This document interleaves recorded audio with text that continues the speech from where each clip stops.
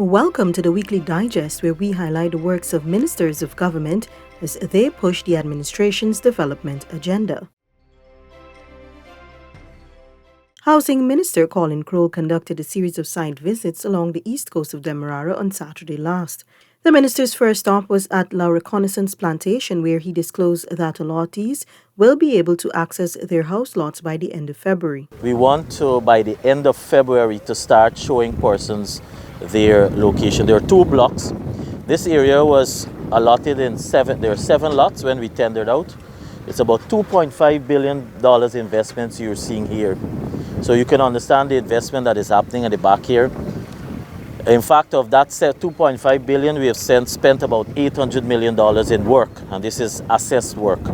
And so we want by the end of February to start showing 2 of those lots. Meanwhile, the minister inspected the construction works on the homes for the informal settlers at Annandale North, East Coast Demerara. This is part of a follow-up to His Excellency Dr. Mohammed Irfan Ali's visit to the area, where he announced that interventions would be made to relocate the squatters living along the Sea Defence Reserve. We have also sorted out the ownership, because when we took over, that's another issue. They didn't have ownership of this area. And so that's why I found the statement alarming. So we have sorted that out. So that is taken care of. Behind me, so that's about 450 lots or so for the residential. Minister Crowell stated that LBI is being developed to attract private investment and that road interconnectivity is also a priority in this process.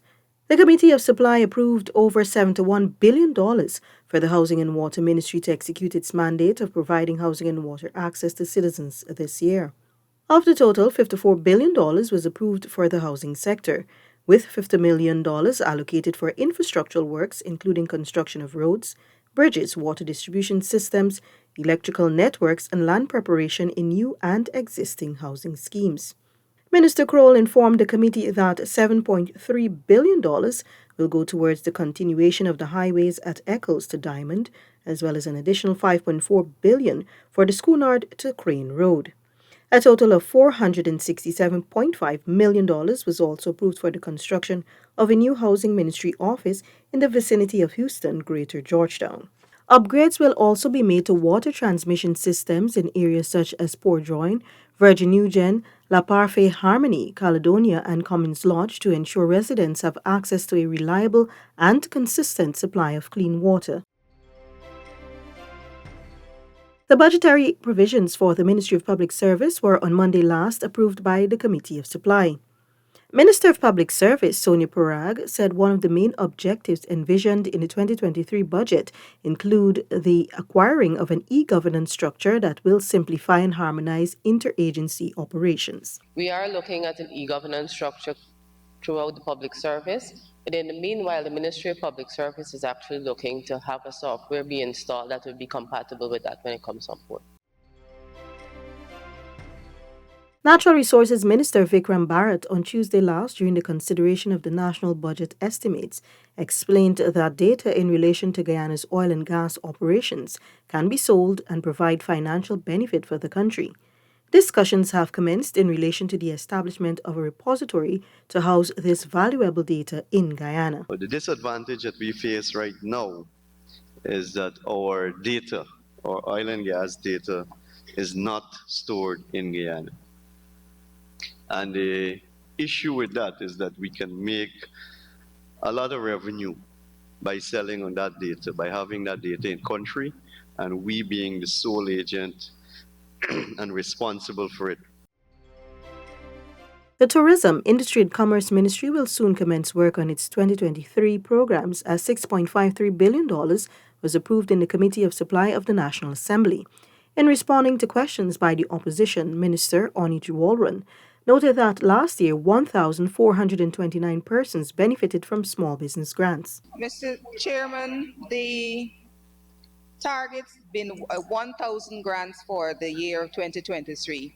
This way surpasses the target of the 560 grants in 5 years under the previous administration. So I do believe, Mr. Speaker, that 1,000 grants for 1 year is very significant. It's not insignificant. Meanwhile, a lab will be constructed for the Guyana National Bureau of Standards at a cost of $1.5 billion, which will allow for the provision of adequate services as well as other capital works for the agency to help build its capacity.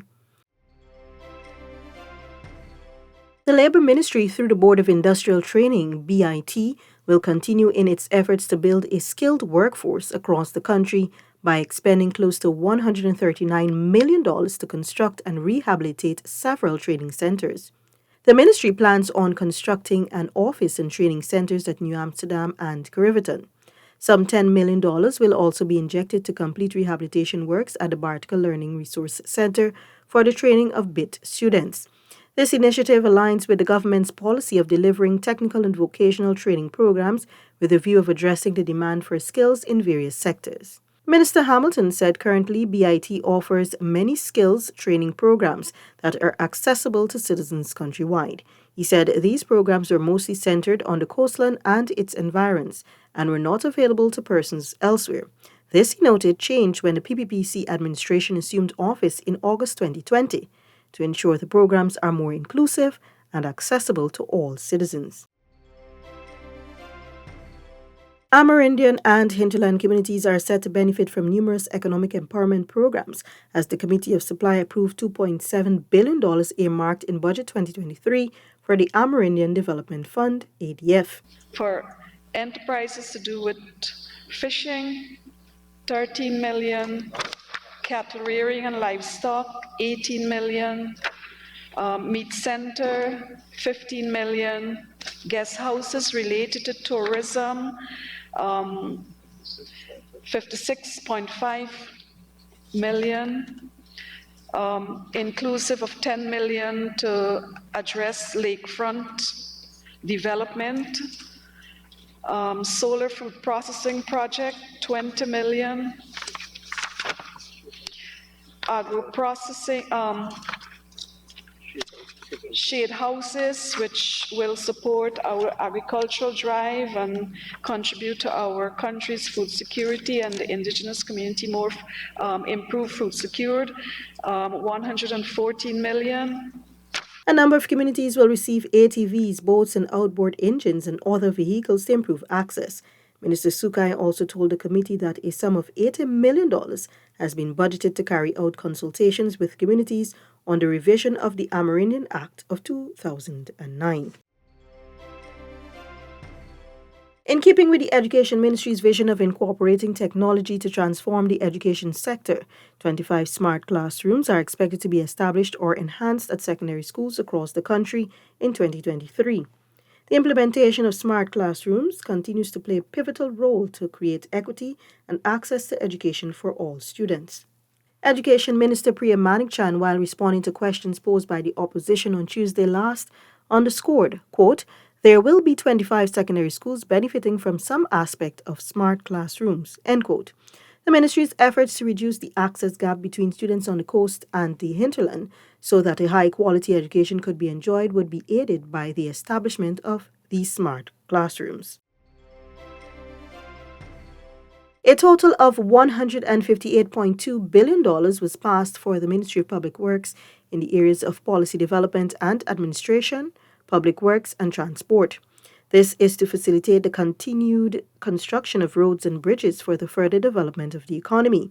Contracts were signed which will see the rehabilitation of over 1,000 roads as the government presses the accelerator on the country's infrastructural development. Further, Minister of Public Works Bishop Juan Edgel shared this year's budget allocates sums for the rehabilitation and beautification of the Lamaha corridor to create a safe space for residents. 17 long-serving employees of the Guyana Civil Aviation Authority were on Friday awarded as the agency commemorated 56 years as a member of the International Civil Aviation Organization. Minister within the Ministry of Public Works, Deodat Indar, lauded the work of the GCAA and its employees for their continued valuable contributions to Guyana's economy. But we are at a peak where our compliance is good, where the systems were good. You have a good regulation that backs the authority to enforce in the sector. It took a lot to get here. and to maintain and develop it further. At its last ICAO audit, Guyana received a 77% rating, well above the global average, which is 67%. This brings us to the end of this edition of Weekly Digest. For these and other government-related stories, do log on to our website, dpi.gov.gy, and our social media platforms as well. Goodbye.